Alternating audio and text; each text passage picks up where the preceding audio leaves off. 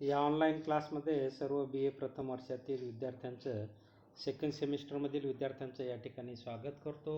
विद्यार्थी मित्रो, आजच्या तासाला आपल्याला राज्य सहकारी बँकेचे कार्य या ठिकाणी पाहायचे आहे. स्टेट कोऑपरेटिव्ह बँक राज्य सहकारी बँकेचे कार्य पाहायचे आहे. यापूर्वीच्या तासाला आपण जिल्हा मध्यवर्ती सहकारी बँकेचे कार्य पाहिलेले आहे. प्राथमिक सहकारी पतपुरवठा संस्थेचे हे कार्य आपण पाहिलेले की आपण पाहतो की 1904च्या कायद्याने भारतात सहकाराची सुरुवात झाली आणि 1912च्या कायद्याने आपण पाहतो की इतर प्रकारच्या सहकारी संस्थांना स्थापन करण्याची परवानगी मिळालेली आहे.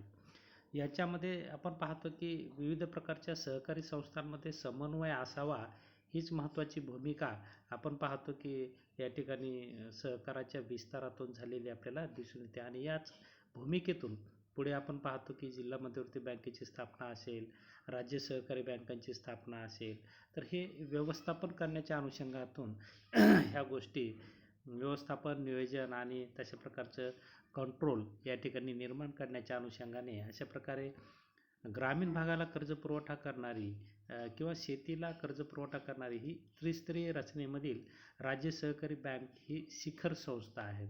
राज्य सहकारी बँकेला शिखर बँक असंही म्हटल्या जातं, कारण ही सर्वोच्च स्थानावर आहे. मधल्या स्थानावर आपण पाहिलेलं की जिल्हा मध्यवर्ती बँक आहे आणि खालच्या स्तराला आपण पाहतो की सहकारी प्राथमिक पतपुरवठा संस्था असलेल्या आपल्याला दिसून येतात. अशा प्रकारे त्रिस्तरीय रचनेच्या माध्यमातून शासन शेतीला कर्जपुरवठा करण्याचं कार्य किंवा सहकार चळवळ राज्यांमध्ये भक्कम करण्याचं कार्य या ठिकाणी होत असतं. शेतीबरोबरच इतर प्रकारच्या सहकारी संस्थांनाही कर्जपुरवठा करणे किंवा त्यांच्या ठेवी गोळा करणे, त्यांच्या कार्यात समन्वय ठेवणे किंवा एक शासन आणि संस्था यांच्यातील दुवा म्हणून कार्य करणे, अशा प्रकारचे अनेक प्रकारचं कार्य राज्य सहकारी बँकेला राज्य पातळीवर करावं लागतं.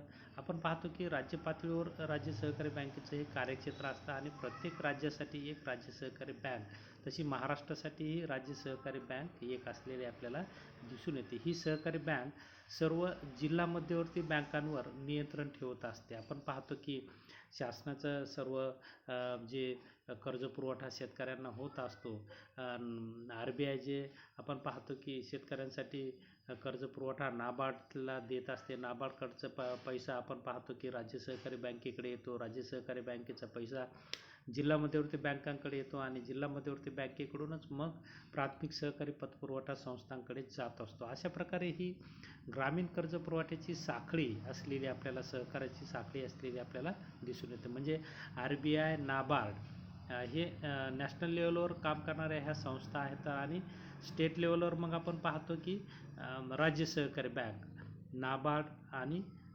नाबार्डच्या नंतर आपण पाहतो की राज्य सहकारी बँक आणि जिल्हा पातळीवर जिल्हा मध्यवर्ती बँक आणि गाव पातळीवर आपण पाहतो की प्राथमिक सहकारी पतपुरवठा संस्था. तर अशा प्रकारे ही सहकाराची रचना असलेली आपल्याला या ठिकाणी दिसून येते. 3 प्रकारची सहकाराची रचना आहे. त्रिस्तरीय, सर्वोच्च स्थानी शिखर बँक ज्याला आपण म्हणतो राज्य सहकारी बँक आहे, मधल्या स्थानावर जिल्हा मध्यवर्ती बँक आहे, तर खालच्या स्तराला आपण पाहतो की प्राथमिक सहकारी पतपुरवठा संस्था असलेले आपल्याला दिसून येतात.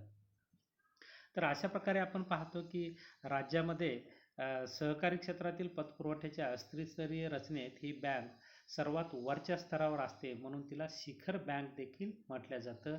राज्यातील जिल्हा मध्यवर्ती सहकारी बँकांची बँक पहा, राज्यातील जिल्हा मध्यवर्ती सहकारी बँकांची बँक म्हणजेच राज्य सहकारी बँक होय. 1915 मध्ये मॅकलेगन समितीने देशात राज्य स्तरावर शिखर सहकारी बँक असावी असे मत व्यक्त केले होते. तसेच जिल्हा मध्यवर्ती सहकारी बँकांच्या अडचणी दूर करण्यासाठी राज्य सहकारी बँक स्थापन करण्याची सूचना 1931 मध्ये मध्यवर्ती बँकिंग चौकशी समितीने केलेली आहे आणि तेव्हापासून भारतात राज्य सहकारी बँका स्थापन करण्यास सुरुवात झालेली आहे. त्यातील महाराष्ट्रातील राज्य सहकारी ही एक बँक आहे. राज्यातील सहकारी चळवळीला म्हणजे सहकारी संस्थेला अर्थपुरवठा करणारी बँक म्हणजे राज्य सहकारी बँक किंवा शिखर बँक होय. राज्यातील सहकारी क्षेत्राचा समतोल विकास घडवून आणण्याचे कार्य ही शिखर संस्था करत असते. महाराष्ट्रामध्ये 1961 साली राज्य सहकारी बँकेच्या एकूण 20 शाखा होत्या. महाराष्ट्रात 1961 साली राज्य सहकारी बँकेच्या एकूण 20 शाखा होत्या आणि सभासद संख्या 11,000 इतकी होती. या बँकेने एकूण 3,826 लाख रुपये कर्ज वाटप केलं होतं. त्यापैकी येणे कर्ज रक्कम 3,742 लाख रुपये होते, तर थकबाकी 84 लाख रुपये असलेली दिसून येते. तर या बँकेने विकास करत आपण पाहतो की 2005-06 मध्ये त्यांची संख्या कर्ज वाटपाचं कार्य आपण पाहतो की 3,826 लाख रुपयावरून 3,742 लाख रुपये तर 7,515 कोटी रुपयाचं कर्ज वाटप केलेलं आपल्याला दिसून साधारणपणे 1961 ते 2005-06 यामध्ये दुप्पट कर्ज वाटप झालेलं आपल्याला दिसून येतं. 1961 मधील राज्य सहकारी बँकेचे कर्ज वाटप 3,826 लाख रुपये होतं. तर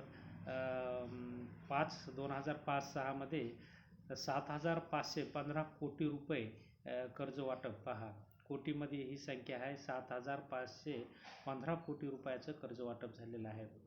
मार्च 2006 अखेर या बँकेचे येणे कर्ज 7,634 कोटी रुपये तर थकबाकी 1,442 कोटी रुपये होते. हे थकबाकीचे प्रमाण जवळजवळ 19% असलेले दिसून येते. हेच प्रमाण 1996 अखेर फक्त 8% होते.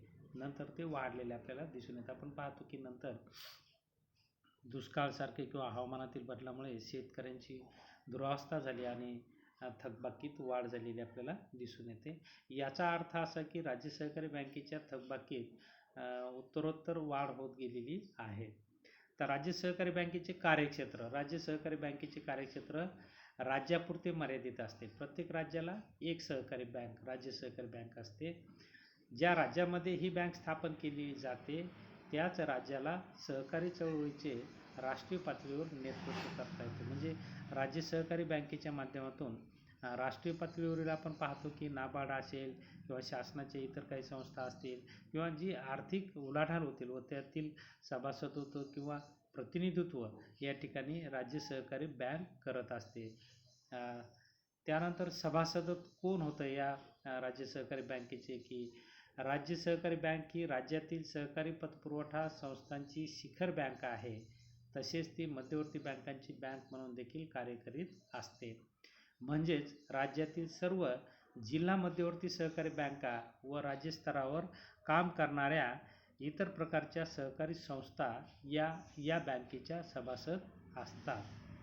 आता व्यवस्थापन या बँकेचं, राज्य सहकारी बँकेचे व्यवस्थापन.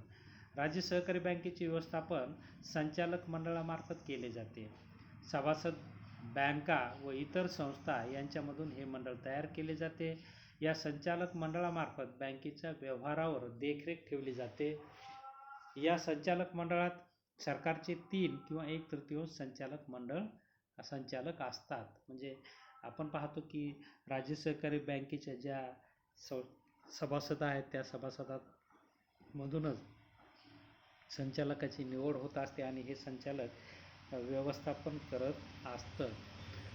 त्यामध्ये सरकारचे आपण पाहतो की 3 प्रतिनिधी या ठिकाणी संचालक मंडळात असतात. त्यानंतर राज्य सहकारी बँक भांडवल उभारणी विविध स्रोतांमधून करते. त्यामध्ये पहिला स्रोत आपल्याला सांगता येईल की सभासदांना भागाची विक्री करून भांडवल उभारणी राज्य सहकारी बँक करते. त्यानंतर सभासद व बिगर सभासद यांच्या ठेवी स्वीकारून राज्य सहकारी बँक भांडवल उभारणी करते. राखीव निधीची उभारणी करूनही भांडवल आपण पाहतो की सहकाराचं एक तत्व आहे की राखीव निधीचं जे सहकारी संस्थांना जो नफा होतो त्या नफ्याचा काही हिस्सा हा राखीव निधी म्हणून ठेवला जातो आणि तशा प्रकारचे राखीव निधी उभारणी करण्याचं कार्य राज्य सहकारी बँक देखील करते आणि त्यातूनही भांडवल उभा होतं. त्यानंतरचा स्रोत आहे रिझर्व्ह बँक. राज्य सरकार, स्टेट बँक ऑफ इंडिया यांच्याकडून कर्ज घेऊन भांडवल उभारणी करणे. तर अशा प्रकारे वेगवेगळे स्रोत भांडवल उभारणीचे राज्य सहकारी बँकेचे असलेले आपल्याला दिसून येतात. आता आपल्याला राज्य सहकारी बँकेचे कार्य पाहायचे आहे की पहिलं कार्य आहे ठेवी गोळा करणे. ठेवी गोळा करणे हे बँकेचे प्रमुख कार्य आहे. जेवढ्या ठेवी अधिक तेवढे भांडवल अधिक ही बँक राज्यातील सर्व प्रकारच्या संस्थांना अर्थसहाय्य करते. त्यासाठी आपल्या सभासदांकडून किंवा बिगर सभासदांकडून मोठ्या प्रमाणात ठेवी गोळा करण्याचे महत्त्वाचे कार्य राज्य सहकारी बँक करते. म्हणजे जे सभासद त्यांच्या ठेवी या राज्य सहकारी बँकेमध्ये असतात आणि त्यातून मोठ्या प्रमाणात बँकेकडे भांडवल उभारणी होत असते. दुसरं महत्त्वाचं कार्य आहे की सहकारी संस्थांना कर्ज पुरवठा करणे. आपण पाहतो की राज्यातील सर्व प्रकारच्या सहकारी संस्थांना कर्ज पुरवठा करण्याचं कार्य जिल्हा मध्यवर्ती बँकेच्या माध्यमातून राज्य सहकारी बँक करत असलेली आपल्याला दिसून येते.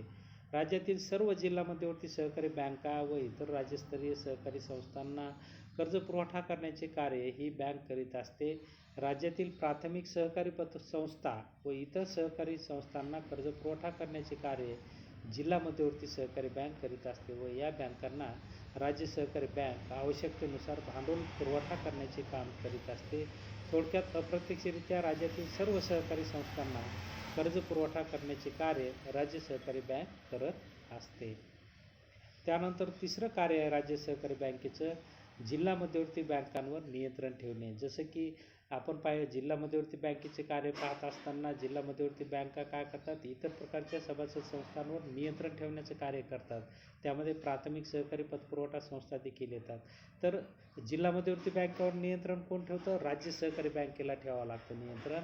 की जिल्हा मध्यवर्ती बँकांवर नियंत्रण ठेवण्याचं महत्त्वाचं कार्य राज्य सहकारी बँकेकडे असतं आणि त्यामुळे राज्यातील सर्व जिल्हा मध्यवर्ती बँकांना कर्ज पुरवठा करणे, या सर्व बँकांचा प्रतिनिधी म्हणून काम करणे, त्यांच्या व्यवहारावर नियंत्रण ठेवणे किंवा देखरेख ठेवणे, सरकारने घालून दिलेल्या नियमानुसार या बँका काम करतात किंवा नाही याची पाहणी करण्याचे प्रमुख कार्य या संस्थेला करावं लागतं.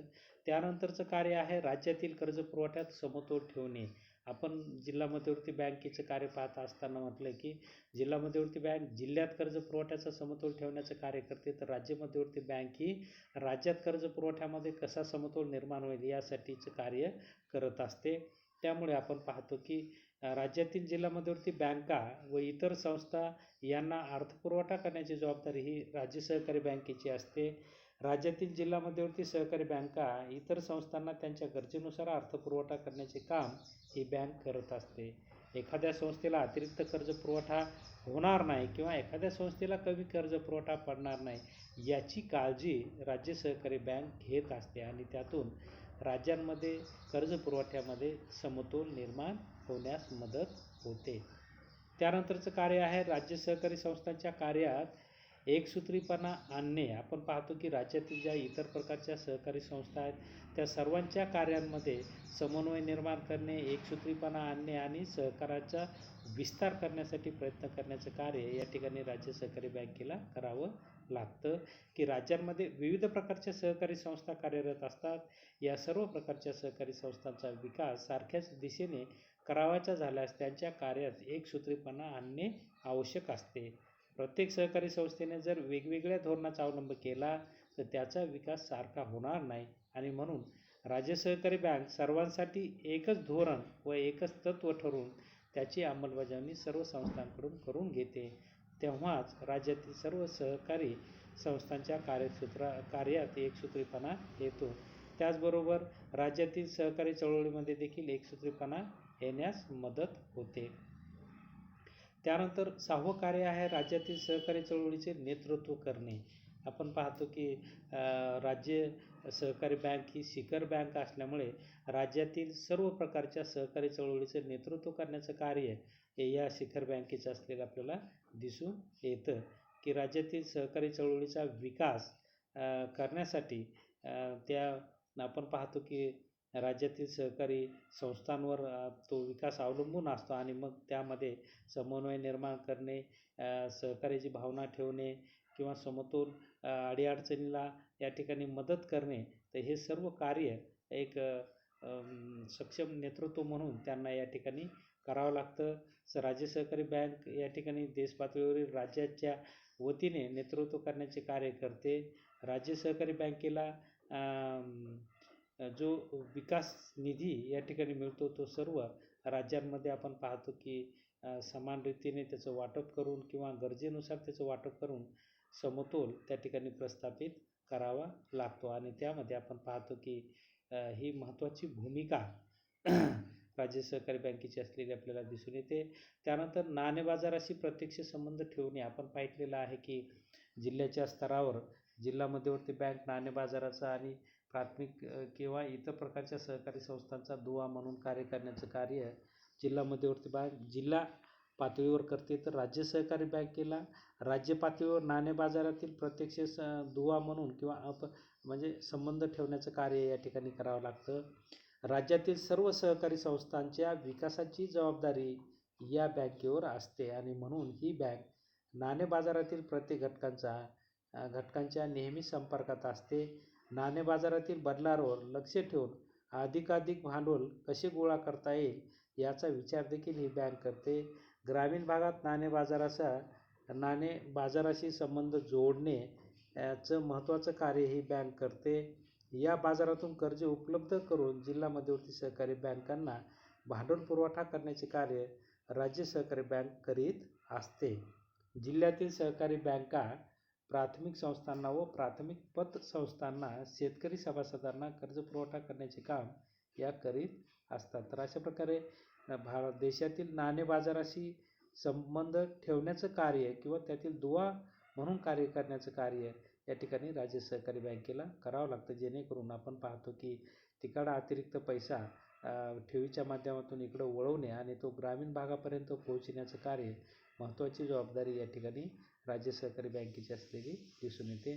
त्यानंतर ग्रामीण भागात शाखा विस्तार करणे आपण पाहतो की ग्रामीण भागात जेवढ्या जास्त शाखा तेवढं लोकांचा सहभाग वाढेल, लोकांना त्याचे लाभ होतील, लोकांच्या विकासाला संधी प्राप्त होतील किंवा ग्रामीण भागाच्या विकासाला अनुकूल वातावरण होईल किंवा लोकांपर्यंत सरकारी योजनांचा लाभ पोहोचेल. या अनुषंगाने ग्रामीण भागात शाखांचा विस्तार करण्याचं कार्य राज्य सहकारी बँकेच्या माध्यमातून होत असलेलं आपल्याला दिसून येतं.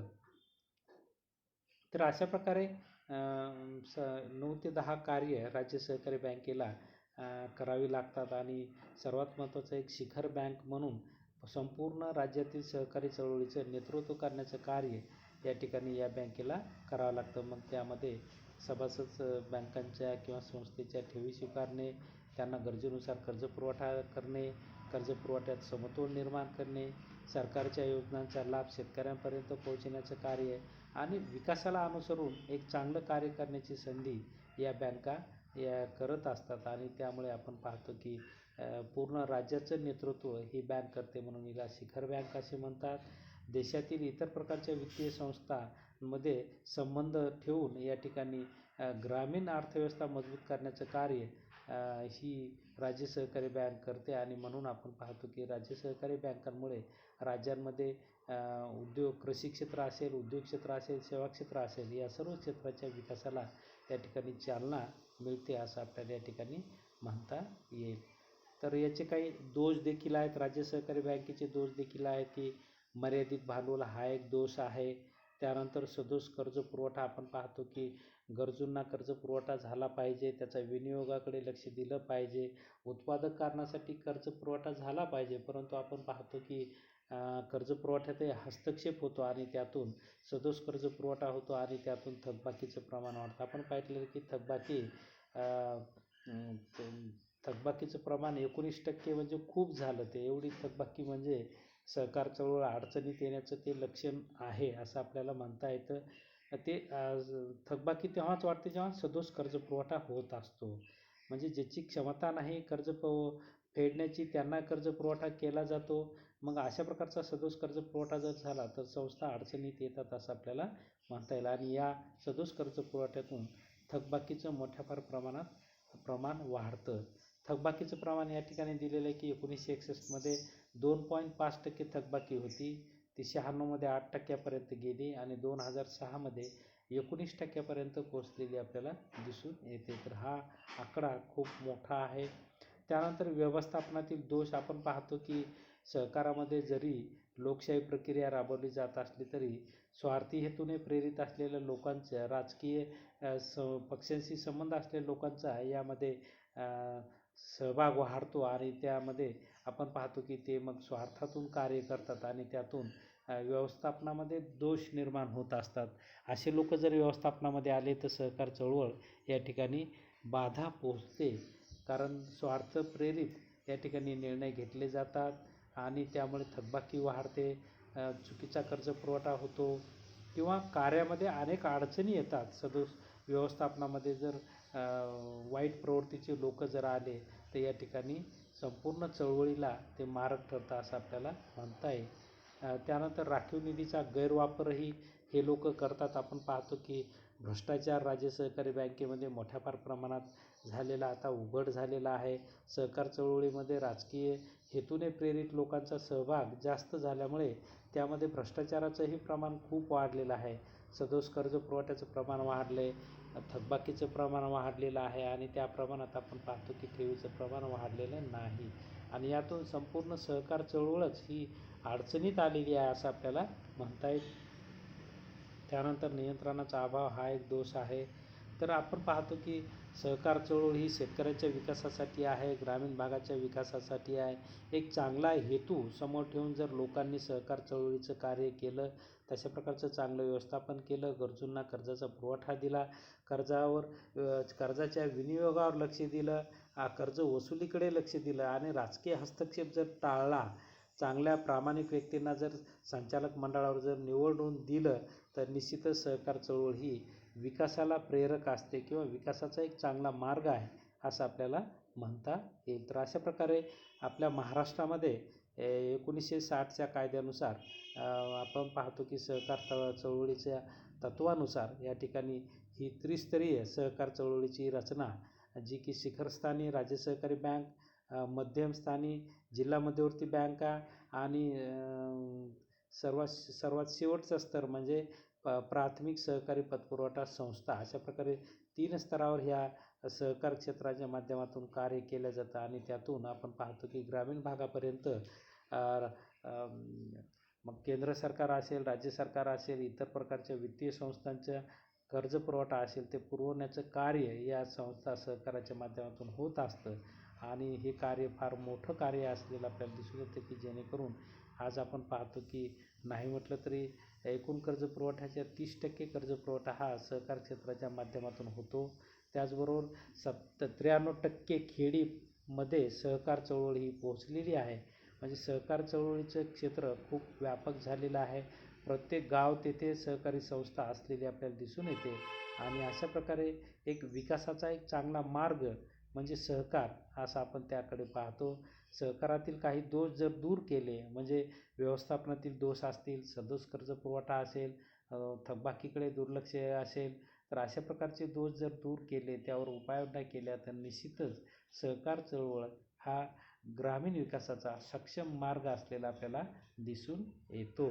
तर या ठिकाणी आपण थांबूया. या तासाला आपण उपलब्ध झालात, शांतपणे ऐकून घेतलं त्याबद्दल आपले आभार व्यक्त करतो आणि थांबतो. धन्यवाद.